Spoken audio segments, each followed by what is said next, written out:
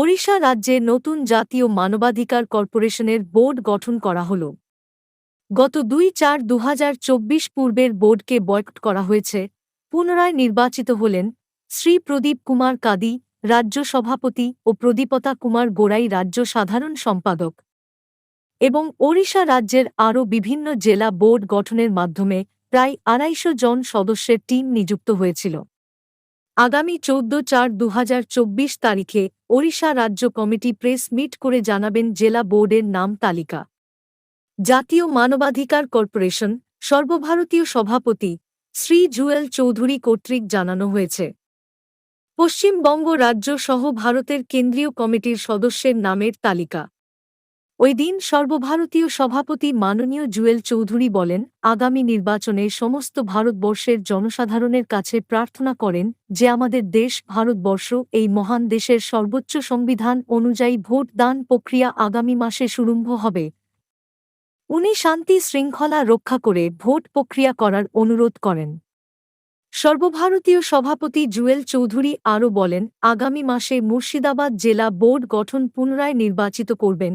প্রায় ৫০০ জন কলেজ ছাত্র ও ১০ জন ব্যবসা সমিতির সদস্যরা আমাদের জাতীয় মানবাধিকার কর্পোরেশনে ইতিমধ্যে নিযুক্ত হয়েছেন। আগামী নির্বাচনের পরে উনি কান্দি সাবডিভিশন এলাকায় প্রেস মিট করে বিস্তারিত জানাবেন। আজকে আমাদের প্রেস কনফারেন্স হচ্ছে ন্যাশনাল হিউম্যান রাইটস কর্পোরেশনের উড়িষ্যা রাজ্যে বিগত দিনে কাজ হতো, সেখানে কিছু অসৎ সদস্যের জন্য আমরা উড়িষ্যা রাজ্যের কাজটা স্টপ করে রেখেছিলাম। আবার পুনরায় উড়িষ্যা স্টেটের কিছু ভালো ব্যক্তি পেয়েছি আমরা, যারা বিভিন্ন সংগঠনের সঙ্গে যুক্ত ছিল, বিভিন্ন দিন ধরে সংগঠনে কাজ করে আসছে, সোশ্যাল ওয়ার্ক করে আসছে। যেমন শ্রী প্রদীপ কুমার কান্দি, ওনাকে উড়িষ্যা প্রেসিডেন্ট হিসাবে আবার নতুন করে নিযুক্ত করা হলো। আর উড়িষ্যা জেনারেল সেক্রেটারি প্রদীপ কুমার গাড়াই, ওনাকে জেনারেল সেক্রেটারি পদে নিযুক্ত করা হলো। তার পাশাপাশি আমি পুরো ভারতবর্ষের আরেকটা ডিক্লারেশন দিচ্ছি, mister Sheikh Selim Ismail national vice president পদে ওনাকে নির্বাচিত করা হলো। Mister Niranjan Roy, general director of West Bengal state board. Mister advocate Samir Haldar, legal director West Bengal state board. Mister advocate Syed Ali Reza Haidar, legal adviser West Bengal state board. Mister advocate Ramzan Ali, legal adviser all North Bengal. Mister Anthony Sarkar, Malda district president anti crime cell. Mister Shamirul Islam, assistant general secretary of West Bengal state board. Mister Khalik Sarkar, national assistant director central board of India. Mister Biplab Haldar, vice president of West Bengal state board education cell. এদেরকে গুরু দায়িত্ব দেওয়া হলো।